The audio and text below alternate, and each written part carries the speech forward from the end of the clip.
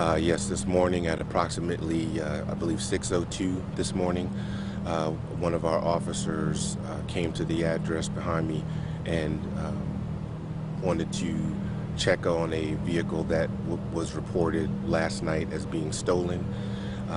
Once the officer arrived, he made visual contact with the vehicle, and as he was walking towards the vehicle to see if it was occupied or indeed the stolen vehicle, looking for any signs of tampering with the ignition or anything like that, he was fairly quickly in noticing that the vehicle was occupied as he was using his flashlight to light up the inside of the vehicle.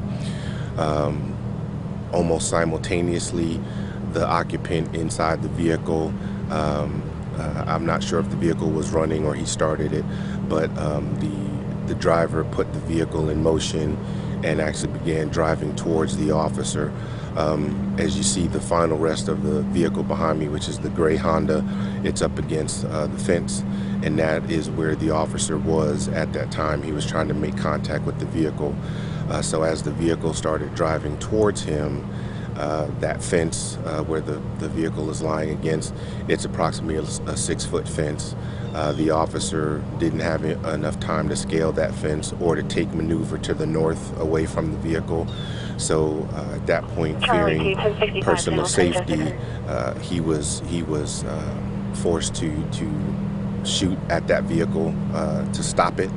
And as a result, the driver was hit. I've got a report as well that we had a second officer involved who also fired, but I'm not fully versed on how many shots were fired or who hit the suspect or anything like that. But we're on scene now. Obviously, a lot of investigation going on behind me.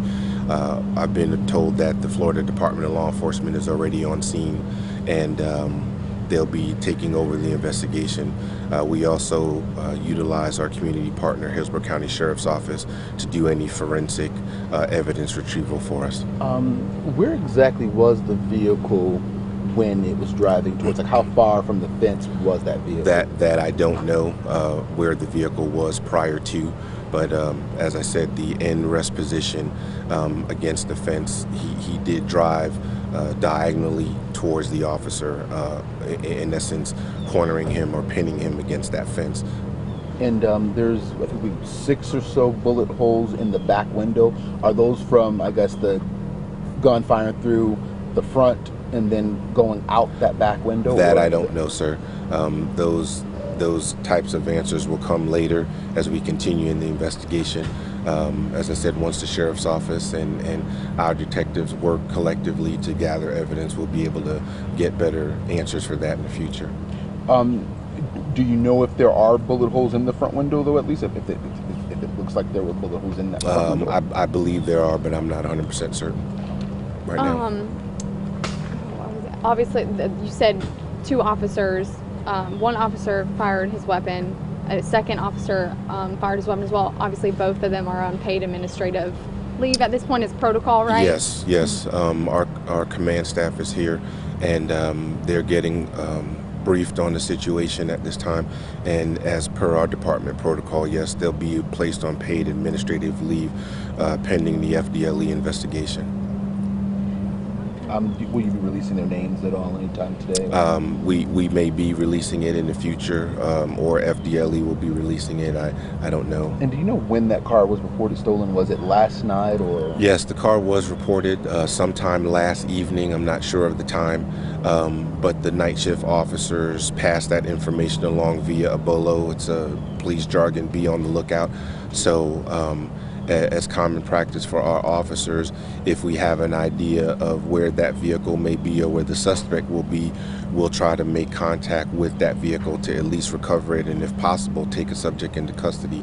But before the officer could take any, as I said, specific action to just ascertain, if that was the vehicle, as general practice, there'll be a license plate on the vehicle. We'll run that, and then we'll go to the front window to check the VIN. And do you know if the suspect lives in this area of the house or? I believe he does live at the residence, but I can't confirm that right now.